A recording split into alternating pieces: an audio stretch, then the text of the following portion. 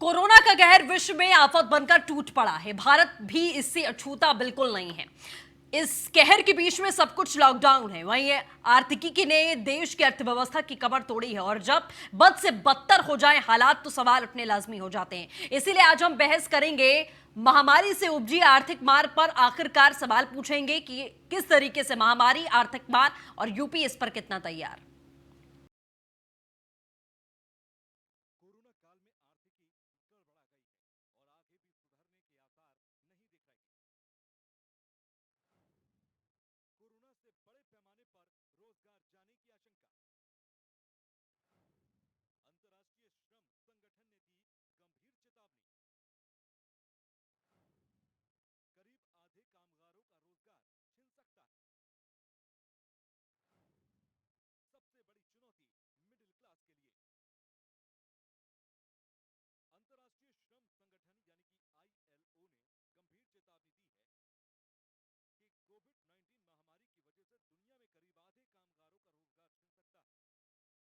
में करीब आधे कामगारों का रोजगार छिन सकता है। आईएलओ ने क्या कहा? दुनिया भर में असंगठित क्षेत्र के 1.6 अरब श्रमिकों के सामने रोजगार खोने का बड़ा संकट खड़ा हो गया है। ये संख्या दुनिया के समूचे वर्कफोर्स के करीब आधी है।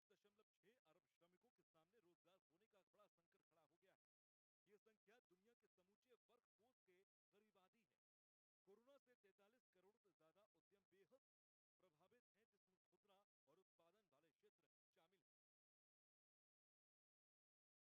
रघुराम राजन ने कहा कि सबसे बड़ी चुनौती लोअर मिडिल क्लास और मिडिल क्लास के लिए आने वाली है, जिसके पास अच्छे जॉब नहीं होंगे। उन्होंने कहा कि आंकड़े चिंता पैदा करने वाले हैं। सीएमआईई ने कहा कि 10 करोड़ लोग वर्कफोर्स से बाहर हो जाएंगे। हमें बड़े कदम उठाने होंगे। रघुराम राजन ने कहा कि लॉकडाउन हमेशा के लिए नहीं रखा जा सकता। दूसरे लॉकडाउन का मतलब यह है कि आप पहले लॉकडाउन में पूरी तरह से सफल नहीं रहे। सरकार को इसे खत्म करने और उसके कुशलता से प्रबंधन की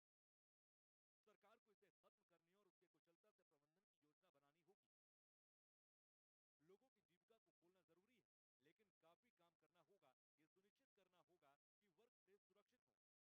बनानी होगी। लोगों की जीविका को खोलना जरूरी है, लेकिन काफी काम करना होगा। ये सुनिश्चित करना होगा कि वर्क प्लेस सुरक्षित हो। इकोनॉमी खोलने से पहले काफी टेस्ट करने होंगे। टेस्ट क्षमता बढ़ानी होगी। तो वहीं यूपी की आर्थिक स्थिति को ठीक रखने के लिए कवायद लगातार जारी है। कोरोना वायरस महामारी को न केवल एक चुनौती भर माना जा रहा है, बल्कि उत्तर प्रदेश के मुख्यमंत्री योगी आदित्यनाथ ने इसे एक अवसर के तौर पर भी देखा है। चीन से कोरोना महामारी फैलने से निवेशक वहां से निकलने का मन बना रहे हैं। निवेशक चाहते हैं कि वो चीन के बजाय किसी अन्य देश में निवेश करें। ऐसे लोगों को अपने यहां बुलाने के लिए उत्तर प्रदेश सरकार एक विशेष पैकेज देने का फैसला कर रही है। निवेश पर अवनीश अवस्थी ने क्या कहा? अतिरिक्त मुख्य सचिव अवनीश अवस्थी ने कहा कि कई कंपनियां चीन से निकलकर किसी अन्य देश में निवेश को लेकर उत्सुक हैं। यदि कोई कंपनी या निवेशक हमारे राज्य में निवेश करना चाहता है, तो मुख्यमंत्री योगी आदित्यनाथ उन्हें विशेष पैकेज और सुविधा देंगे। मुख्यमंत्री योगी आदित्यनाथ ने अधिकारियों से पैकेज पर काम करने के लिए कहा, जो मौजूदा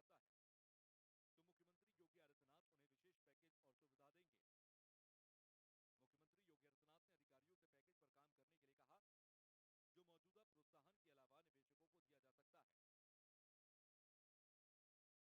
के अलावा निवेशकों को दिया जा सकता है। कोरोना के कहर से पनपी स्थिति ने कई सवाल खड़े कर दिए हैं।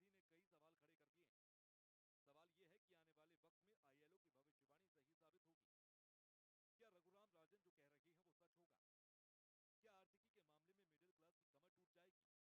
में रोजगार का संकट विकराल रूप धारण करेगा?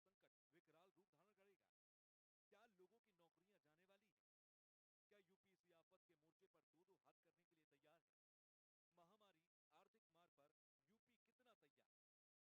पर यूपी कितना तैयार? Bureau report, news one India.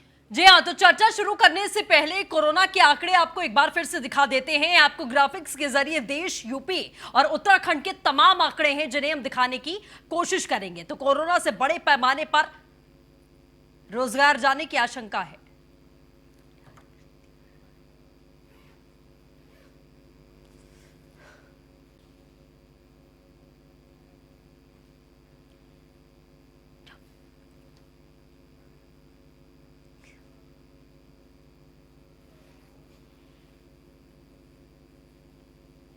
तो कोरोना पर अपडेट आपको हम लगातार दे दें। देश में, यूपी में, उत्तराखंड में क्या परिस्थिति है, ये भी हम आपको बताने की कोशिश कर रहे हैं। ग्राफिक्स के जरिए तमाम आंकड़े आपको दिखाने की कोशिश कर रहे हैं।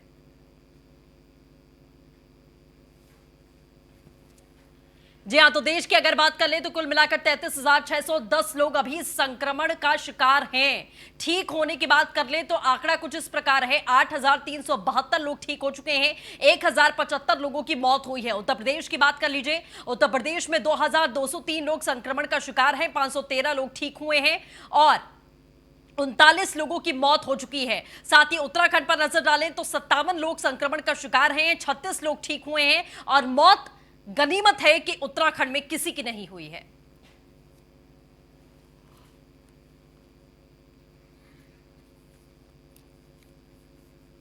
जी हाँ, तो इसमें कोई दो राय नहीं है कि पूरा विश्व ही कोरोना जैसी महामारी से अभी पूरी तरीके से बंद पड़ चुका है। लेकिन इसके साथ साथ अर्थव्यवस्था पर हम लगातार चर्चा कर रहे हैं क्योंकि अगला बड़ा मुद्दा यही आने वाला है। कभी ना कभी, चाहे महीने लगे, महीने ही कह सकते हैं, हफ्ते लगे, महीने लगे, जितना भी समय लगे, कभी ना कभी ये परिस्थिति हमारे सामने जरूर होगी कि हम कोरोना को हराकर जीत हासिल करेंगे। लेकिन इस जंग में कितना नुकसान देश का होगा, अर्थव्यवस्था का होगा, मिडिल क्लास का होगा, लोअर मिडिल क्लास का होगा, इसका अंदाजा लगा पाना अभी बहुत मुश्किल है। अमूमन इस पर आप सिर्फ चर्चा कर सकते हैं, आगे की परिस्थिति क्या होगी ये समझने की कोशिश कर सकते हैं। इसीलिए हम भी इस पर चर्चा कर रहे हैं कि आखिरकार किस तरीके से यूपी खास तौर पर तैयार है इस चीज के लिए, क्योंकि इतने भारी पैमाने की जनसंख्या है, किस तरीके से लोगों को वापस से पटरी पर लाया जाएगा, बहुत बड़ा सवाल है। बीजेपी से कमर अली साहब हमारे साथ में जुड़े हुए हैं, कांग्रेस नेता दीपक झा हमारे साथ में जुड़े, मनीष गुप्ता चार्टर्ड अकाउंटेंट कुछ ही देर में फोन लाइन पर हमारे साथ में जुड़ेंगे। शुरुआत कमर अली साहब मैं आपसे ही करना चाहूंगी। देखिए, अवनीश अवस्थी ने साफ तौर पर कहा, सीएम भी इस चीज को लेकर तैयारी कर रहे हैं कि हाँ, चीन से कंपनियां हटेंगी, उसके बाद में आएंगी, उसके बाद हमारे यहां निवेश करेंगी। हमने प्रपोजल भी बनाया है, प्रपोजल दिया भी है और उसमें इंटरेस्ट भी क्रिएट होता नजर आया है। लेकिन ये सारी चीजें होने में फर्क है। आपने कहा कि प्रपोजल है, इंटरेस्टेड भी वो लोग नजर आ रहे हैं, अच्छी बात है। वो होगा नहीं होगा ये भविष्य के गर्भ में है, लेकिन क्या इस पर ही डिपेंडेंसी होगी यूपी की या इसके अलावा भी कोई अलग प्लान तैयार करने की बात है? माननीय मुख्यमंत्री जी आपने देखा लगातार लगे हैं लखनऊ से नोएडा तक, और आपने देखा कि वो 19 से 20 घंटे काम करते हैं और लगातार काम कर रहे हैं। कोई भूखा न सोए प्रदेश में। इस योजना पे और इस संकल्प पे काम किया जा रहा है और सरकार के साथ साथ एनजीओ भी बहुत सी लगी है, बहुत से लोग आगे आए हैं। आप जैसे पत्रकार भी हैं जो बढ़ चढ़ के हिस्सेदारी में अपने आप को एक अपना भी योगदान आप लोग दे रहे हैं। उसके बाद डॉक्टर्स अपना योगदान दे रहे हैं, सफाई कर्मचारी योगदान दे रहे हैं, पुलिसकर्मी योगदान दे रहे हैं।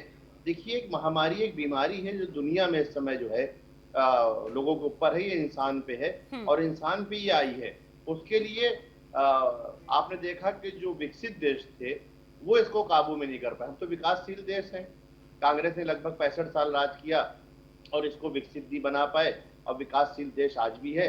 लेकिन उस विकासशील देश में हमारे माननीय प्रधानमंत्री जिस तरीके से बाखूबी काम कर रहे हैं, माननीय हमारे मुख्यमंत्री जी मेहनत से काम कर रहे हैं। आप ये देखिए कि इतना 1 अरब 36 करोड़ की आबादी हिंदुस्तान के अंदर है और इतनी आबादी होने के बाद जो आंकड़े बढ़ रहे हैं ये बहुत कम है। मैं आपको बता दूं, क्योंकि लोग जागरूक हो रहे हैं, लोग एक दूसरे के बारे में इंफॉर्मेशन रख रहे हैं कि देखिए ये आदमी यहाँ आया, ये आदमी यहाँ आया है, इस तरीके बीमार है। लोगों का जागरूक होना ये बहुत बड़ी बात है।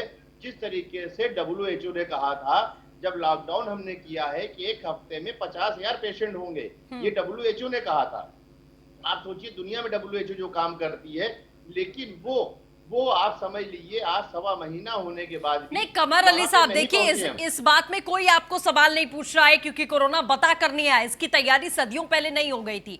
वो जिस तरीके से सरकार कार्य कर रही है उसमें कोई सवाल नहीं उठा रहा है, ठीक है, तारीफ भी हो रही है, आप अच्छा काम कर रहे हैं। आप किसी तरीके से आंकड़ों को अब ये नहीं कहा जा सकता कि आपने कंट्रोल कर लिया है या आंकड़े नहीं बढ़ रहे हैं, आंकड़े दिन प्रतिदिन बढ़ रहे हैं। लेकिन मेरा सवाल ये है सर कि एक ना एक दिन हम इस जंग से जरूर जीतेंगे। उसके बाद में अर्थव्यवस्था को लेकर जो सवाल है कि जो मिडिल क्लास की कमर टूटने वाली है, बहुत सारे उद्योग बंद पड़ने वाले हैं सर, और करोड़ों नौकरियां, लाखों नहीं करोड़ों लोगों की नौकरी जाने वाली है, क्योंकि जब कंपनियां नहीं चलेंगी, उनके पास में पैसा नहीं होगा, तो वो लोगों को नौकरी से जरूर निकालेंगे।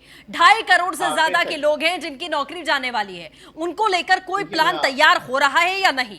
जी जी जी जी बिल्कुल प्लान तैयार हो रहा है, बिल्कुल हो रहा है। जैसे हमने अभी जो कार्ड धारक थे उनको हमने 3-3 महीने राशन का फ्री इंतजाम कर दिया कार्ड धारक। उज्ज्वला गैस योजना के जो थे उनको 3 महीने के लिए हमने जो है गैस फ्री दे दी है। हमने जनधन योजना में उनके अकाउंट में पैसा डाल दिया है। ये योजना हमारी लगातार चलती रहेगी। जो योजना गरीबों के बारे में वो लगातार अभी इस माह चली है और अगले माह इस तरह से जब तक पटरी पे नहीं आ जाएगा तब तक हम गरीबों को फ्री देते रहेंगे। अब रही मिडिल क्लास की बात, तो हमने कहा जिनके पास कार्ड नहीं है उनको अप्लाई करें। मैनुअल भी हमने एक व्यवस्था कर दी है। मैनुअल भी जो है अगर फार्म भर रहे हैं तो उसके लिए भी अगले महीने से कमर अली साहब, देखिए जितने लोगों के धंधे ठप होने वाले हैं, जिनकी दुकानें नहीं चल रही, जिनका व्यापार नहीं चल रहा, क्या आप उनके पूरे परिवार को मुफ्त में कब तक आप उनको खाना खिलाएंगे? मेरी बात पूरी हो जाए, क्योंकि दुनिया में महामारी है। दुनिया की देखिए आज की तारीख में बात करिए, दुनिया महामारी है, दुनिया के आगे संकट है। उस संकट में अगर हमारी सरकार ये काम कर रही है, उसमें आपकी भी सहभागिता है, आप लोग भी जागरूक हैं, आप लोग भी योजनाओं को लाभ। दरअसल कमर अली साहब, आप मेरी बात को समझ नहीं पा रहे हैं कि मैं आपसे क्या सवाल कर रही हूँ। मैं ये सवाल नहीं कर रही हूँ कि आप कई महीने तक जो लोअर मिडिल क्लास है, जिन लोगों के पास खाना खाने के लिए कोई भी जुगाड़ नहीं है, जो रोज कमाते खाते हैं, उनको खाना कब तक खिलाएंगे, मैंने ये नहीं पूछा है। क्योंकि आप मिडिल क्लास की बात करें, मिडिल क्लास में बहुत सारे परिवार हैं हिंदुस्तान में, क्या उन सबको आप मुफ्त में राशन पानी, खाना, उनके बच्चों के स्कूल की फीस, उनकी EMIs, ये तमाम चीजें क्या सरकार भरेगी? सवाल ये है, ये मुमकिन नहीं है, ये आप भी जानते हैं, ये मैं भी जानती हूं कि तमाम मिडिल क्लास को आप मुफ्त में उनके खर्चे नहीं उठा सकते हैं। उनको फिर से वापस खड़ा करने की क्या तैयारी है, मैंने आपसे ये पूछा था। मैं आऊंगी आपके पास में। दीपक झा साहब हमारे साथ जुड़े हैं, उनका भी रुख कर लेते हैं। दीपक साहब, किस तरीके से देख रहे हैं आप? सृष्टि जी, मैंने कल भी आपके साथ था, तो हमारी इसी मुद्दे पे बात हो रही थी। आप सुन पा रही है मेरे को? जी जी बिल्कुल। मैं कहना चाह रहा हूँ, जो घाटा है वो लगभग 120 अरब डॉलर का है। भारत की जितनी GDP है, सकल घरेलू उत्पाद जो है, उसका लगभग 4% घाटा सिर्फ 21 दिनों के लॉकडाउन से हो रहा है। अब आप ये देखिए, भाजपा क्या कह रही है। मोदी जी कहते थे, एक तरफ तो आप अपील करते हैं किसी की नौकरी मत छीनो, किसी का तनख्वाह मत काटो। आपने सांकेतिक तौर पे सांसद MLA का 30% सैलरी कट कर दिया। ये सांकेतिक है क्योंकि उनको कोई असर नहीं पड़ने वाला है, लेकिन मैसेज क्या जाता है प्राइवेट सेक्टर को, गवर्नमेंट सेक्टर को आपने DA काट दिया और प्राइवेट सेक्टर आपको रोल मॉडल मान के सरकारी प्राइवेट नौकरी कंपनियों के जो लोग कर्मचारी हैं उनका तनख्वाह काटना शुरू किया। 15%, 20%, 40% तक तनख्वाह कटौती होने लगी। अब बात आती है आज देश के हालात क्या हैं। लॉकडाउन सॉल्यूशन नहीं है। हम कल भी कह रहे थे, आज भी कह रहे हैं, अमेरिका लगभग 1.5 लाख टेस्टिंग पर डे करता है और हम 15 से 20,000 टेस्टिंग पर डे करते हैं। आप डिफरेंस देख लीजिए। जो लोग बात करते हैं कि अमेरिका में इतने लोग कोरोना पॉजिटिव, हमारे यहाँ तो कम है, उनको आंखें खोल के देखना चाहिए कि 1.5 लाख से 2 लाख के बीच में टेस्टिंग करते हैं। हम 15,000 से 20,000, मतलब उनसे कितना नीचे है। हमारे यहाँ कब तक उस लेवल पे पहुंचेंगे? तो भाई साहब, ये लॉकडाउन सिर्फ एक थोड़े टाइम के लिए टेम्परेरी है। आपने आंख कान बंद करके सब कुछ बंद कर दिया, खाना पीना। अभी तो हम बात आप दिखाई नहीं रहे। मोदी जी किस बात पे खुश होते हैं? ये मंत्र मुग्ध होने वाली सरकार है। इनको ट्विटर पे अगर US का प्रेसिडेंट फॉलो करता है तो बहुत खुश हो जाते हैं, बस अपनी प्रशंसा में खुश हो जाते हैं। तो इनका विपक्ष प्रशंसा करे, मीडिया प्रशंसा करे, आप इनसे सवाल मत करिए, ये सरकार खुश रहेगी और अपने मुंह अपने गाल बजाते रहे। लेकिन नहीं, देखिए दीपक जी, ऐसा बिल्कुल भी नहीं है। जहां पर सवाल पूछना चाहिए वहां पर जरूर सवाल पूछा जाता है, जहां पर चिंता का विषय होता है वहां पर जरूर विपक्ष की भी बात पहुंचाने की कोशिश की जाती है, जो मैं यहाँ लगातार कर रही हूँ। कमर अली साहब, मैं आपकी तारीफ करता हूँ, आपकी तारीफ है सृष्टि जी कि आप निष्पक्ष होकर इनसे सवाल कर रहे हैं। हम भी निष्पक्ष होकर सवाल कर रहे हैं, लेकिन इनका जो ताकत है मीडिया पे भी निकालते हैं, आम आदमी भी निकालते हैं और विपक्ष पे भी निकालते हैं। ये मैं सीधा सीधा इनको कह रहा चैलेंज करता हूं। तो सरकार अपने विरोधियों की आवाज दबाना चाहती है। नहीं, देखिए दीपक जी, अभी हमें इस बात से मतलब नहीं है कि बीजेपी तानाशाही करती है। आप बेसिकली ये कहना चाहते हैं कि बीजेपी तानाशाही करती है। अभी हमें इस बात से मतलब नहीं कि बीजेपी क्या करती है, हमें मतलब इस बात से है कि ये इलेक्शन जीत चुकी है सरकार अभी जाहिर तौर पर संचालित कर रही है पूरे देश को। तो हमारा सवाल पूछना लाजमी सी बात है। आप देखिए, आप इस मामले को बहुत ज्यादा राजनीतिक मत करिए सर। आपका भी स्टैंड है, आप बिल्कुल सवाल पूछिए, बिल्कुल आपका अधिकार है। आप इस देश के नागरिक के साथ साथ आप एक ऐसी पार्टी से भी बिलोंग करते हैं जिसने कई साल इस देश पर राज किया है, तो आपका विपक्ष में बैठे सवाल पूछना लाजमी है। इसी तरीके से हमारे देश की जनता के लिए क्या तैयारी है, हम भी सवाल पूछ रहे हैं, लेकिन इसको इस तरीके से मत आप प्रिटेंड करिए कि ये तानाशाही करते हैं या ये क्या करते हैं, या ये मीडिया पर हावी होते हैं या विपक्ष पर हावी होते हैं। इस बात का लेना देना हमें नहीं है सर। मैं कमर अली साहब के पास वापस आऊंगी। मैं एक बात बोलना चाहता हूँ सृष्टि जी, मेरी बात जी जल्दी से सर, जल्दी से। आई ने कहा है लगभग 52% नौकरियां जा रही हैं। रघुराम राजन तो बेवकूफ तो है नहीं, लेकिन ये सरकार क्या है कि जो बुद्धिमान है, बुद्धिजीवी लोग हैं, उनको नजरअंदाज करती है, उनकी बात को नहीं मानती है। जो लोग सलाह देते हैं उनको आप पाकिस्तानी कहते हैं। इस सरकार का चरित्र मैं बता रहा हूँ, देश की जनता को कहना चाहता हूँ। हमारा सवाल, हमारा हक है, हमने इनको वोट दिया है। 2024 अभी नहीं आने वाला है, अभी हमने इनको इलेक्ट किया है, अभी हमारा राइट है, अभी हमारा अधिकार है इनसे सवाल करें कि हमारे लिए कर क्या रहे। हम गर्त में जा रहे हैं, हमारा देश डूब रहा है। इस कोरोना महामारी की चपेट में आके सरकार। चलिए ठीक है दीपक जी, आपके जो तमाम सवाल हैं एक नागरिक होने के नाते, और आपने कहा कि वोट देकर सरकार बनाई गई है, विपक्ष में भी आप बैठे हैं, जाहिर आपका अधिकार है सवाल पूछने का। मैं इसका जवाब लूंगी कमर अली साहब। जी हाँ, तो जाहिर तौर पर महामारी के साथ साथ जो आर्थिक मार हमारे देश पर पड़ रही है उससे कैसे निजात पाएंगे, ये भी सवाल है। इसी पर हम चर्चा कर रहे हैं। तमाम खास मेहमान बने हमारे साथ में। राजीव आहूजा साहब चार्टर्ड अकाउंटेंट हमारे साथ में फोन लाइन पर जुड़ चुके हैं, मैं उनका भी रुख करूंगी, लेकिन उससे पहले कमर अली साहब, आपने दीपक झा साहब के तमाम सवाल सुने थे, जो बार बार उन्होंने बातें उठाई हैं कि सरकार से अपने मुख से अपनी तारीफ करती है और किसी प्रकार का कोई कार्य अपने जनमानस के लिए नहीं कर रही है। इसको लेकर क्या जवाब है, जल्दी से बताइए। देखिए सृष्टि जी, एक तो उनकी आवाज नहीं आ पाई थी, मैंने उनकी आवाज को मैं नहीं सुन पाया। मैंने आपकी आवाज को जरूर सुना, क्योंकि आप जो उनसे सवाल कह रही थी, जो आप उनको जवाब दे रही थी, तो मैंने उन बातों को सिर्फ समझा है और उन बातों का मैं जवाब देना चाहता हूँ कि इस देश में सन 1947 से 65 साल तक कांग्रेस ने राज किया, और हम इस 47 के बाद बहुत से मुल्क आजाद हुए थे जो विकसित देश बन गए। इन्हीं ने हिंदुस्तान को सिर्फ विकासशील देश रखा। इसका मतलब है ये हिंदुस्तान को चलाने में नाकामयाब रहे, इनकी पार्टी नाकामयाब रही। तो इस बात का इनको जवाब देना चाहिए था कि जो सन 1947 के बाद और मुल्क आजाद हुए, विकसित देश बन गए, और इसको इन्हें सिर्फ विकासशील देश रखा 65 साल तक, तो उस बात का इनसे सृष्टि जी आप जवाब जरूर ले लीजिएगा। नहीं देखिए कमर अली साहब, आप थोड़ा बात को मैं मौका दूंगी सर, लेकिन मैं थोड़ा सा इंटरप्ट इसलिए करना चाहूंगी क्योंकि मामले की गंभीरता को समझिए। अभी मुद्दा बिल्कुल ये नहीं हमारे देश में कि कांग्रेस ने क्या किया, कितना आगे हमारे देश को कांग्रेस लेकर गई, इस बात का सवाल ही नहीं है। आप सरकार में हैं, आप सत्ता में हैं, कोरोना की महामारी आपके समय पर आई है, इसीलिए हमारा अधिकार है आपसे सवाल पूछना सर कि आप आर्थिक परिस्थिति को सुधारने के लिए क्या करेंगे, ये जवाब देना आपकी जिम्मेदारी है सर। मैं बीजेपी से, दीपक झा से ये सवाल नहीं पूछूंगी कि कांग्रेस ने 70 साल, 60 साल, 65 साल क्या किया, क्योंकि अभी उसके कोई मायने नहीं है। सृष्टि जी देखिए, हम बाखूबी काम कर रहे हैं, कोई आदमी हमारे वक्त पे भूखा नहीं सो रहा है। हम अनाज दे रहे हैं, हम गैस, हम तमाम चीजें, योजनाएं उनको दे रहे हैं जो हमारे पास खजाने में, वो उनको हम दे रहे हैं।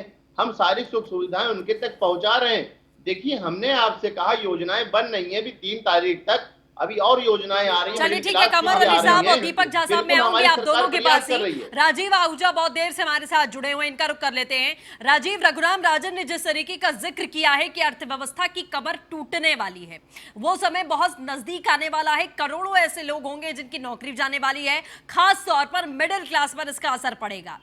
आपको क्या लगता है किस तरीके से वापसी करेंगे हम? जो मेरा इसमें अपना पर्सनल ओपिनियन है वो ये है कि गवर्नमेंट को इस समय 2 फ्रंट से काम करने की जरूरत है। पहला फ्रंट कि what is the situation during the lockdown. Ministry, home ministry एक सर्कुलर निकालती है कि आपको अपने सारे एम्प्लॉइज को प्रॉपर सैलरी देनी है जी। आप उनके अंदर कोई सैलरी में डिडक्शन नहीं करेंगे। कितने बिजनेस, स्मॉल बिजनेसमैन ऐसे हैं जिनका कैश फ्लो उस चीज की परमिशन देता है। आप एक तरफ एक पॉलिसी आती है कि हम ईएमआई लोन की 3 महीने के लिए डेफर कर देंगे, रेंट कोई नहीं मांगेगा, खाने के सामान में कहीं महंगाई में बढ़ोतरी नहीं होगी, हेल्थ गवर्नमेंट टेक केयर कर रही है, तो क्या बिजनेसमैन 3 महीने तक सैलरी देते समय उनका कैश फ्लो इस चीज को परमिट करेगा जी? ऐसा क्यों नहीं है कि जितनी सैलरी की जरूरत है उतने की डायरेक्शन दी जाए? बिजनेसमैन कहाँ से लाएगा सैलरी? और इस ड्यूरिंग दिस पीरियड अगर वो सारे बिजनेसेस बंद हो जाते हैं तो उनके रिवाइवल के लिए गवर्नमेंट को पॉलिसी बतानी होगी। वो उस तरह की पॉलिसी अभी कुछ नहीं बन रही। कोई भी चीज फ्रंट पे नहीं है। आपने डिजास्टर मैनेजमेंट एक्ट के अंदर एक नोटिफिकेशन दिया, there will be no deduction to the salary. Salary is the major expenditure for any businessman. Lockdown के बाद जो गाइडलाइन सुनने में आ रही है कि there would be social distancing, there would be 50% workforce will come back. 50% workforce के come back होने के बाद गवर्नमेंट क्या बिजनेसमैन के वो जो प्रॉफिट थे वो उसी तरह से आ पाएंगे? दूसरी चीज after lockdown when we will come out from this corona virus lockdown, then there would be second inning. The government has to plan that inning. There are no guidelines coming with respect to how the businesses is done. Aviation sector, hospitality sector, real estate, infrastructure, सभी के सभी पे एक जबरदस्त मार है। उसके लिए कोई पॉलिसी कुछ नहीं इसमें दिखाई दे रही। What the government is doing, government has to come with that. That's why Raghuram Rajan, what he said, at economic front, we are going to face it. Rajiv जी, मैं थोड़ा सा आपको रोकूंगी, मैं माफी चाहूंगी, लेकिन मैं आपसे ये निवेदन करना चाहूंगी कि अगर आप थोड़ा सा हिंदी में ये चीजें हमें एक्सप्लेन करें तो ज्यादा बेहतर रहेगा सर। मैं आपकी बात को बिल्कुल समझ गया। देखिए, मेरा कहने का एक छोटा सा है कि गवर्नमेंट को किन चीजों पे काम करना है। जो लॉकडाउन में डिजास्टर मैनेजमेंट के अंदर सर्कुलर इशू हुआ, नोटिफिकेशन इशू हुआ, उसकी अगर मैं उसकी नॉन कंप्लायंस बिजनेसमैन करेगा तो क्या उसका कैश फ्लो उसको परमिट करता है सभी को पूरी सैलरी देने के लिए? आपने सारे जितने आपके वर्कफोर्स थी, जो आपके वर्कमैन थे, जो आपके एम्प्लॉइज थे, उनके लिए आपने कहा कि कोई भी उनसे रेंट के लिए जबरदस्ती नहीं करेगा, कोई भी बैंक ईएमआई नहीं लेगा। तो क्या इसका कुछ बेनिफिट बिजनेसमैन को भी नहीं मिलना चाहिए ताकि लॉकडाउन के बाद वो अपना बिजनेस संभाल सकें? ठीक है, बिल्कुल सर, मैं आपका पॉइंट समझ गई हूँ। मैं बीजेपी से इसका जवाब लेना चाहूंगी। This is one thing. Supreme court ने आज इस इशू के ऊपर कुछ भी कहने से मना कर दिया कि हम उस सर्कुलर को कुछ टच नहीं करेंगे, कुछ भी नहीं कहा गया। दूसरी चीज, जब लॉकडाउन खुलेगा, हम कोरोना वायरस, इस कोविड-19 के बाद हम बाहर निकलेंगे तो बिजनेस नॉर्मल रूटीन में नहीं चलेंगे। हर जगह पे आधी वर्कफोर्स के साथ आपको काम करना है, सोशल डिस्टेंसिंग को मेंटेन करते हुए। आपके पब्लिक ट्रांसपोर्ट में भी वो चीज मेंटेन होगी। बच्चों की स्कूल में बेसिक बहुत छोटी सी चीज मैं आपको एग्जांपल देता हूं कि इस कॉस्ट का इम्पैक्ट क्या होगा। हम सब लोग सुन रहे हैं कि there will be social distancing. जो भी पब्लिक ट्रांसपोर्ट चलेगा उसके अंदर दूरी बनाई जाएगी और वो 1/3, 1/3 कैपेसिटी के ऊपर काम करेंगे। अब जो हमारे बच्चों की स्कूल फीस जाती है उसका मेजर पोर्शन ट्रांसपोर्ट फीस होती है। ठीक है, चलिए राजीव जी, मैं इन तमाम सवालों के साथ में कमर अली साहब के पास आऊंगी। कमर अली साहब, देखिए, इतनी देर से मैं आपसे यही चीजें समझने की कोशिश कर रही थी जो अभी राजीव जी ने ये तमाम अपने सवालों के जरिए उत्सुकता दिखाई है, क्योंकि आम जनता के जहन में यही सारे सवाल हैं जिसका जवाब हम लगातार ढूंढने की कोशिश कर रहे हैं। कि आपने सर्कुलर जारी कर दिया, आपने कहा आप किसी की सैलरी नहीं काटेंगे, लेकिन जब कंपनी को मुनाफा नहीं होगा तो वो सैलरी कैसे नहीं काटेगी, वो कैसे सक्षम होगी सैलरी देने के लिए? और जब कंपनी बंद होगी, तमाम लोग जो बेरोजगार उनका क्या होगा? आपने कहा मुफ्त में खाना दे रहे हैं, गैस दे रहे हैं, फलाना दे रहे हैं, सब कुछ दे रहे हैं। इन लोगों को पेट पालने के लिए आखिरकार क्या सरकार कर रही है? सर्कुलर जारी कर देने से, आदेश देने से चीजें नहीं हो जाती हैं। बैंक ईएमआई कैसे नहीं लेगा सर? हर बैंक की तरफ से रोजाना सबके पास में मैसेजेस आते हैं, रोजाना कॉल्स आते हैं। क्या आप किसी के सामने जाकर सिर्फ हाथ जोड़कर कह देंगे कि हम अभी आपको पैसा नहीं दे सकते और बैंक आपका पैसा माफ कर देगा? ऐसा पॉसिबल नहीं है। मैं इन्हीं सवालों का जवाब आपसे चाह रही थी सर। सृष्टि जी, देखिए, एक आप सवाल करके मुझसे अगर जवाब लेंगे तो बेहतर रहेगा। आवाम जो इस समय आपका चैनल देख रही है वो भी सेटिस्फाई होगी और आप भी सेटिस्फाई हो जाएगी मेरी बात को अगर आप 1 मिनट खामोशी से सुन लेंगे। जैसे हमने गरीबों लोगों की योजनाएं बनाई, 3 माह की हमने योजना बनाई कि हो सकता है अभी और उनको बढ़ाना पड़े, तो वो एक योजना हमने बना दी कि हम राशन दे रहे हैं, हम गैस दे रहे हैं, हम उज्ज्वला योजना हमने दिया। एक स्टेप पे हमने काम किया, इसके लिए आप लोगों को बधाई देना चाहिए। दूसरे स्टेप पे अभी 3 महीने, अभी हमारी 3 तारीख तक कुछ योजनाएं और आ रही हैं, भारत सरकार लेके आ रही है, वो भी इसी तरह से होगी। मिडिल क्लास के लोगों के लिए वो भी योजनाएं लागू करने हमारी भारत सरकार जा रही है। जिस तरह से इस तबके को, जो निचले तबके को जो फायदा पहुंचा है, उसी तबके को फायदा जो मिडिल क्लास को पहुंचेगा। देखिए, दुनिया की महामारी है, इस बात को समझिएगा। दुनिया में ये संकट है, ये इंसान के ऊपर बीमारी है, ये इंसान के ऊपर वार कर रही है बीमारी। इस बात को समझिए। जो हमारी सरकार से हो सकता है, हमने एक उपलब्धि, हमने एक काम करके 3 महीने की योजनाओं गरीबों के लिए हम लाए हैं। हम 3 तारीख तक आपसे वादा कर रहे हैं, 3 तारीख तक फिर मिडिल क्लास के लिए हम योजनाएं ला रहे हैं। देखिए, घबराइए नहीं, इसमें सभी जो कोरोना से लड़ रहे हैं वो योद्धा हैं। आप बैठिए सृष्टि जी, आप भी योद्धा हैं। जो लोग पत्रकार हैं, जो भी इसमें लगे वो योद्धा हैं। आप सब्र करिए, जैसे हमने गरीबों को योजनाएं दी, मिडिल क्लास के लिए भी लेके आ रहे हैं। हमारी सरकार की जिम्मेदारी बिल्कुल है काम करने की, और हमारी सरकार कर रही है। चलिए ठीक है और सर, हमारी ठीक है सरकार सर। कहीं दीपक भागने झा वाली साहब, नहीं है। सरकार कह रही है, बार बार आश्वस्त कर रही है कि हम योजनाएं लेकर आ रहे हैं, हम किसी प्रकार से अर्थव्यवस्था टूटने नहीं देंगे, हम लोगों के लिए सब कुछ कर रहे हैं, मिडिल क्लास के लिए भी योजनाएं आ रही हैं, तो फिर इतनी घबराहट, इतने सवाल क्यों है? सृष्टि जी, मैं आपको बात बोलता हूँ, चाणक्य ने बात बोली थी। चाणक्य की बात है, लोचनाभ्याम वेहिनस्य दर्पणम किम करिष्यति। जो आंख से अंधा हो जाता है उसको आप शीशा दिखाइए, दर्पण दिखाइए, चश्मा लगाइए, उसको कुछ नहीं दिखाई देने वाला है। तो इस सरकार के हालात कुछ वैसे ही हैं, आंख से अंधी हो चुकी है। आज आप सवाल करता हूं मैं, 40 करोड़ लोग इस देश में असंगठित क्षेत्र के मजदूर हैं। छोटे उद्यमी, बड़े उद्यमी, जो हर 10 से लेकर 2500 तक लोग काम करते हैं, आज वो सब बंद होने की कगार पे आ चुके हैं। पिछले 1 महीने से कहीं कोई उनको काम नहीं मिल रहा है। और दूसरी बात मैं कहता हूं, इस सरकार 1 महीना हो चुका है, 1 महीने होने के बाद आप कहते हैं मजदूरों को हम घर वापसी करेंगे। इसका मतलब है कि आपको क्लियर स्पष्ट है, लॉकडाउन लंबा जाएगा और जो लाखों लाख मजदूर फंसे हैं, इनकी रोजगार की कोई गारंटी नहीं है, ये बिल्कुल बेरोजगार होने वाले हैं। इसका मतलब क्या है? सरकार कहीं ना कहीं ऊहापोह की स्थिति में है, लोगों के सामने बात को 2 लाख करोड़ जो हमारी अर्थव्यवस्था है, इसमें बट्टा लगने वाला है।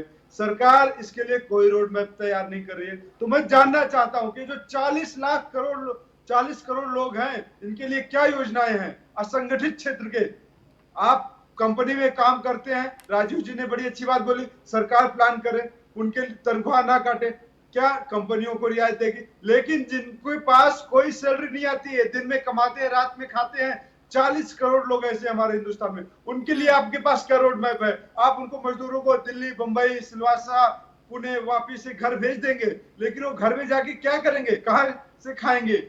ये आप बताइए मेरे को। ठीक है, कमर अली साहब बोलिए अब।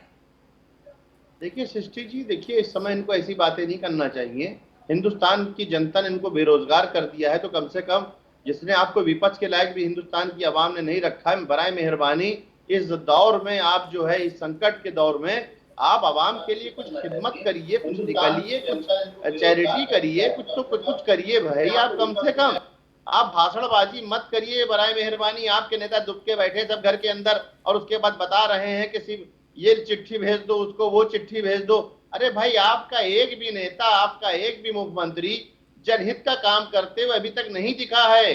प्लेटफॉर्म पे उसने काम नहीं किया है। ज्ञान मत बांटिए कमरे में बैठ के। ठीक है, आप कमरे में बैठे हैं, आप बिल्कुल सही काम कर रहे हैं, लेकिन देखिए कमर अली साहब, अभी आप कहेंगे कि आप हमें बात नहीं रखने देती। जहां पर जायज सवाल पूछने की बात होती है ना सर, मैं वहां पर जरूर आपसे सवाल पूछूंगी। आपको जो कहना है आप जरूर कह सकते हैं, लेकिन कमर अली साहब अभी आप सोचिए कि क्या कांग्रेस पार्टी के चैरिटी करने से, क्या कांग्रेस पार्टी के कुछ भी कर देने से हमारी अर्थव्यवस्था ठीक हो जाएगी? कांग्रेस पार्टी सत्ता में नहीं है, पावर इनके पास में है नहीं, ये चीजों को सही नहीं कर सकते हैं, ये सिर्फ आपसे सवाल पूछ सकते हैं। कांग्रेस पार्टी अभी कुछ नहीं कर सकती है इसमें। कांग्रेस पार्टी और राहुल गांधी की चैरिटी से हमारे देश की अर्थव्यवस्था नहीं सही हो जाएगी सर। लॉकडाउन का सुनिए, सरकार मेरी बात सुनिए, सरकार के साथ देखिए, सरकार का सपना कोई भूखा न से बहुत से लोग निकले हैं, बहुत से लोग सरकार का सहयोग कर रहे हैं, बहुत सी चैरिटी कर रही हैं। कमर अली साहब, आप मामले की गंभीरता को समझने की कोशिश करिए सर। मैं हाथ जोड़ती हूँ, आपके चैरिटी करने से, मेरे चैरिटी करने से, ये दीपक झा के 1 लाख रुपए दे देने से, राहुल गांधी के आप क्या चाहेंगे 10 लाख 50 लाख दे देने से कोई फायदा नहीं होगा। मेरे कहने का मतलब ये सर, अरे बात तो सुनिए आप, अभी बात तो सुनिए, अभी बात तो सुनिए सर। बात यह है कि इस लॉकडाउन के बाद में जितने लोगों के व्यापार बंद होंगे, जितनी कंपनियां बंद होंगी, जो मजदूर रोज खाते कमाते हैं, उनका क्या होगा कि आप उनको कई साल तक मुफ्त में खाना खिलाते रहेंगे? मेरा सवाल आपसे ये है, जब सोशल डिस्टेंसिंग का पालन करते हुए चीजों को हमें कंटिन्यू करना पड़ेगा तो व्यापार पहले जैसा नहीं रहेगा। सवाल ये है, स्कूल की फीस है, बैंक की EMIs है, ये लोग क्या आपके एक सर्कुलर जारी करने से सबका पैसा माफ कर देंगे? सवाल आपसे ये है सर, सवाल ये बिल्कुल नहीं है कि कांग्रेस ने क्या किया क्या नहीं। फिर मैं जवाब दे रहा हूँ Please. आपको सृष्टि जी, मैं फिर आपको जवाब दे रहा हूँ। जो योजनाओं का लाभ मिल रहा था, बिल्कुल योजनाओं का लाभ मिलता रहेगा। 3 तारीख तक हमारी मिडिल क्लास के लिए भी पॉलिसी आ रही है। फिर मैं आपसे बात दोहरा रहा हूँ, देखिए चलिए ये ठीक है सर, महामारी मैं है आऊंगी इंसान के आपकी लिए, बात में। मनीष गुप्ता जी इंसान के हमारे लिए साथ में जुड़ महामारी है चुके ये। हैं, इस मामले को बहुत अच्छे से वो समझते हैं। कल भी हम उनसे चर्चा कर रहे थे। मनीष जी देखिए, बीजेपी बार बार कह रही है कि हम 3 तारीख तक योजना लेकर आएंगे मिडिल क्लास के लिए और किसी को किसी प्रकार का नुकसान नहीं होगा, लेकिन कहने में और ये चीजें इंप्लीमेंट होने में जमीन आसमान का फर्क नजर आता है। नहीं, हमने जमीन पे करके दिया। अगर आप मनीष सृष्टि जी। जी इस बात को भी शामिल कर लेंगी तो। मनीष जी जुड़े हैं आप हमारे साथ। पहले तो करेक्शन करें। हेलो, मनीष जी, मैं महेश गुप्ता हूँ। महेश, मुझसे ही पूछ रही हैं आप? चलिए ठीक है सर, कुछ कंफ्यूजन था शायद। महेश गुप्ता साहब हमारे साथ में जुड़े हुए हैं। महेश जी, किस तरीके से लगातार सरकार ये कह रही है कि हम योजनाएं लेकर आ रहे हैं, तमाम चीजें कर रहे हैं, लेकिन बहुत फर्क है इन चीजों में। अब मेक इन इंडिया पर भी बात हुई, सरकार ने मेक इन इंडिया के लिए भी बहुत सारा फंड यहाँ पर निकाला है कि हम मेक इन इंडिया फिर से शुरू करेंगे, अपने यहाँ दोबारा से इंप्लीमेंट करने की कोशिश करेंगे और इस बार तेजी से इंप्लीमेंट करने की कोशिश करेंगे। इसको लेकर आप क्या कहेंगे? देखिए, सरकार क्या कर रही है, सरकार तो अपने लेवल पर जो बेस्ट कर सकती है वो कर रही है। उन्होंने पहला पैकेज दे दिया, दूसरा पैकेज आने की तैयारी है। 6 लाख करोड़ का पैकेज आना चाहिए, जो दूसरा पैकेज की बात कर रही है जी। अब सरकारी जो पैकेज आते हैं इकोनॉमिक कंडीशंस को ईज आउट करने के लिए, देखिए बैंकों से जो लोन लिए हुए हैं, बैंकों से जो लोन है वो देने पड़ेंगे। केवल EMI को उन्होंने एक तरह से फेज मैनर में उसको पोस्टपोन किया है बस। उसमें इंटरेस्ट का कोई बेनिफिट नहीं मिल रहा। अभी तक डायरेक्ट बेनिफिट की कोई घोषणा सरकार की तरफ से नहीं जी। केवल बहुत छोटे 15,000 तक की सैलरी के लिए केवल एक योजना सरकार ने दी थी, पिछला जो उनका अनाउंसमेंट था। बाकी तो ये जो योजना है, अब जैसे मेक इन इंडिया की अगर आप बात कर रहे हैं तो वास्तव में मेक इन इंडिया में क्या होना चाहिए, आज कोविड-19 को लेकर के देश के अंदर टेस्टिंग किट बनना शुरू हो गई, मास्क बनना शुरू हो गए, PPE बनना शुरू हो गए। अब मुझे लगता नहीं कोविड-19 से फाइट करने के लिए जो नेसेसरी आइटम है वो सब हिंदुस्तान के अंदर बनना शुरू हो गए। तो एक तरह से यही मेक इन इंडिया है। आज की डेट में बहुत कोई सब्जवाब दिखाना, ये सारे काम करना ना तो सरकार चाहेंगी ना वो बस पर है। अब क्या है कि जो middle class industry, MSME industry है, इसको क्या क्या फायदे पहुंचाने, क्या क्या फायदे नहीं पहुंचाने, वो तो सरकार जैसा तय करेगी, सबके सामने रखेगी। ठीक है महेश जी, देखिए आज जो रघुराम राजन की तरफ से बात की गई है अर्थव्यवस्था बुरी तरीके से टूटने की, और ILO ने जो कहीं ना कहीं चेताने की कोशिश की है कि 1.6 अरब श्रमिक हैं जो बेरोजगार होने वाले हैं, अपना रोजगार खोने वाले हैं। 43 करोड़ से ज्यादा ऐसे उद्योग हैं जो कहीं ना कहीं बंद होने वाले हैं। ये मैम सारी बातें जो होती हैं ये वस्तुपरक नहीं है। आज जो श्रमिक यहाँ से उठ करके गांव में गया है, गांव में भी लेबर रेट कम हो गई है। आज मान लो कटाई की जो रेट पहले चलती थी 400 रुपए, 350 रुपए, वो 250 रुपए आ गई, लेकिन उस श्रमिक को काम नहीं मिला ऐसा नहीं है। आज मनरेगा का एक्सपोजर सरकार ने बढ़ा दिया, सरकार ने इंफ्रास्ट्रक्चर इंडस्ट्री में लेबर को खपाना शुरू कर दिया। कोई भी सिचुएशन खराब होती है, ये इमरजेंसी सिचुएशन है। इस इमरजेंसी सिचुएशन को टैकल करने के लिए जो बेस्ट पॉसिबल है वो सरकार की तरफ से होगा। अब मान लीजिए भूकंप आ गया, मकान ढह गया, अब मकान तो बनते ही बनते बनेगा ना, मकान तो एक दिन में नहीं बन सकता। ठीक है, दीपक झा साहब क्या कहेंगे आप इस पर, महेश जी की बातों पर? देखिए, महेश जी की बात मैं क्या मानता हूं कि इमरजेंसी है, आपातकाल है, लेकिन सरकार के पास रोड मैप होना चाहिए। हम और आप जो बात कर रहे हैं, हम और आप जनता सरकार को हम इनको आईना दिखा रहे हैं, हम इनको कह रहे हैं कि भाई आप ऐसे काम करिए, ऐसे करिए, इस चीज को इम्प्लीमेंट करिए स्टेप बाय स्टेप। लेकिन सरकार किसी को सुनने के आदी नहीं है, किसी को अच्छा सुनने ठीक की है हिम्मत नहीं है। दीपक जी मैं एक सवाल मेरा आपसे एक पूछना कहना है। चाहूंगी। देखिए आप कल से ये बात कह रहे हैं, अच्छी बात है, आप सरकार को आईना दिखा रहे हैं, आप उनसे सवाल पूछ रहे हैं, जहां पर सवाल पूछना है हर कोई सवाल पूछता है, लेकिन इसमें साथ की जितनी जरूरत है, क्या आपको लगता है कि विपक्ष ने उतना साथ दिया है? इमरजेंसी की सिचुएशन है, आप मानते हैं ये बात कि परिस्थिति बहुत ज्यादा खराब रही है, किसी को नहीं पता था कि पूरे विश्व में ये मार पड़ने वाली है, तो विपक्ष की एक भूमिका जो ऐसे समय पर अपने जो सरकार है उसका साथ देने की रही, क्या आपने वो सुझाव देने का कार्य किया? आपने रोड मैप बनाने में मदद करने का काम किया कि आप कैसे रोड मैप बनाएंगे? आपने कभी कोई मैप बनाकर सरकार से चर्चा करने की कोशिश की कि हम ऐसे अपनी अर्थव्यवस्था को ठीक कर सकते हैं, या ऐसे माहौल में भी वही चुनावी माहौल बना देना अच्छा होता है? सर देखिए, माफ करिएगा सृष्टि जी, एक कोई चुनावी माहौल नहीं है, ना मेरा कोई ऐसा कोई बात कहने की मंशा है कि चुनावी माहौल है मैं रैली कर रहा हूँ, बिल्कुल नहीं, ऐसा कभी नहीं कहूंगा।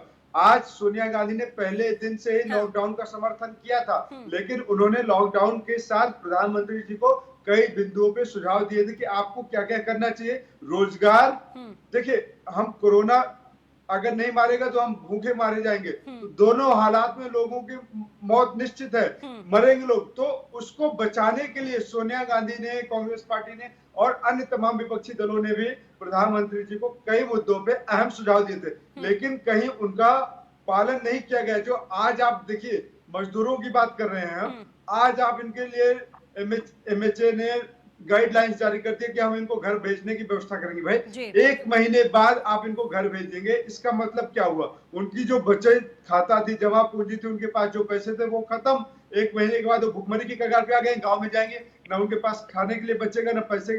तो अब दूसरी बात महेश गुप्ता जी ने बोली है कि जो गांव में काम मिल रहा है मजदूरी 400 से 250 पे आ गई है। इसका मतलब है कि पूरे देश में आप तनख्वाह तो काट रहे हैं लोगों की, लेकिन काम नहीं है। अब 40 करोड़ की बात मैं करता हूं, 40 करोड़ लोग बेरोजगार होने वाले हैं। 52% इस देश में सैलरी कट होने वाली है, बार्कलेज बैंक का कहना है। तो ये सारे आंकड़े झूठे तो नहीं हो सकते।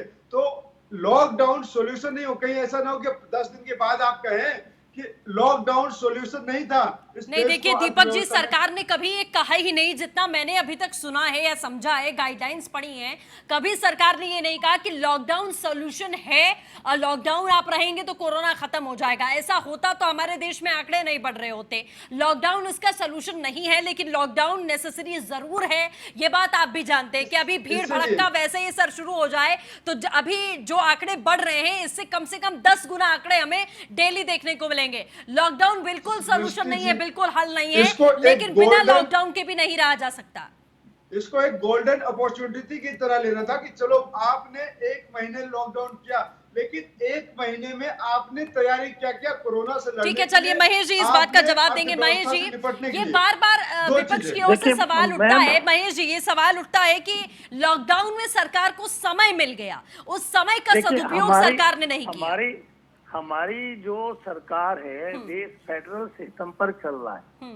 प्रधानमंत्री हर जगह हर बार सारे चीफ मिनिस्टर से बातचीत करके, सारे स्टेट गवर्नमेंट से कोऑर्डिनेशन करके, पूरी सेंट्रल गवर्नमेंट की मशीनरी, आप चीफ मिनिस्टर से बात करते हैं, 3 घंटे की मीटिंग करते हैं, सिर्फ 9 चीफ मिनिस्टर बात करते हैं और सारे चीफ मिनिस्टर चुप बैठे रहते हैं। एक कहां की मीटिंग बढ़िया उदाहरण अगर इमरजेंसी सवाल करिए, फेडरल प्रधानमंत्री अपने मन की बात तो कर लेते हैं, लेकिन चीफ मिनिस्टर की बात नहीं सुनते। कभी मिलेगा नहीं। बहुत ही फेडरल सिस्टम पर एक एक चीफ मिनिस्टर को पूरा मौका देके उसकी बात सुनना, उसको कन्विंस करना, उनकी बात के हिसाब से पूरा देश एक नेतृत्व पे काम कर रहा है। प्रधानमंत्री एक एक चीफ मिनिस्टर से पर्सनली भी बात कर रहे हैं, सामूहिक भी बात कर रहे हैं, तो इतना बढ़िया, और उसी के हिसाब से सारी पॉलिसी बन रही है। तो ये फेडरल सिस्टम में इससे बढ़िया क्या नेतृत्व मिलेगा? ठीक है, कमर अली साहब आखिरी कमेंट आपका। जी देखिए, सुझाव से ही, अभी पत्रकार महोदय ने जो कहा, सुझाव से ही पॉलिसी बनती है और माननीय मुख्यमंत्री जितने भी हमारे हैं उनसे सुझाव लेते हैं, बाकायदा पर्सनल सही बात करते हैं, क्योंकि जो सीएम महोदय होते हैं, क्योंकि वो एक प्रदेश के होते हैं, क्योंकि वो भी जनता के हित की बात पे रखते हैं। जैसे हमारे माननीय योगी जी, आपने देखा कि किस तरीके से चाहे नोएडा हो चाहे लखनऊ हो, जहाँ जहाँ गड़बड़ उन्होंने खुद गए और उनको डीएम को सस्पेंड तक किया। तो ये हालात बहुत से जो सामने आते हैं उसमें कार्रवाई अधिकारियों के खिलाफ हो रही है और जो लोग काम कर रहे हैं उसकी सराहना भी हो रही है। पॉलिसियां बनती है, बिल्कुल सही बात है, डीएम स्तर से बनती हैं, जो वीडियो होता है उसके स्तर तक की बनती है, उसके बाद प्रदेश स्तर तक के आती हैं। क्योंकि पॉलिसियां जब बनती हैं तो आम नागरिक के लिए पॉलिसियां बनती है, उसमें माननीय प्रधानमंत्री की बहुत गंभीर है और उसी गंभीरता का नतीजा है कि लोगों तक सुख सुविधाएं लॉकडाउन में ही पहुंच रही। देखिए लॉकडाउन का पालन अमेरिका ने नहीं किया, किसी क्या स्थिति पे वो पहुंच गया। तो आप लॉकडाउन की स्थिति अगर चलिए लॉकडाउन ठीक है, का कमर पालन अली साहब, करेंगे दीपक झा तो साहब, आखिरी कमेंट आपका जल्दी से।